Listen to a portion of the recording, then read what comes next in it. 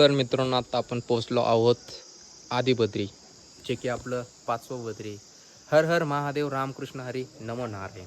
तर मित्रांनो आपण 5वी बद्री आदिबद्री या ठिकाणी पोहोचलेलो आहे आणि या ठिकाणी आपल्याला 16 देवी देवतांचं या ठिकाणी दर्शन होते. 16 मंदिरं त्या ठिकाणी पाहू शकताय.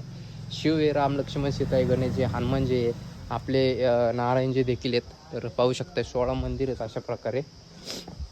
तर आज तुम्हाला सांगण्यास खूप आनंद वाटत आहे की आज आपले 5 बद्री या ठिकाणी आज पूर्ण झालेले आहेत मित्रांनो.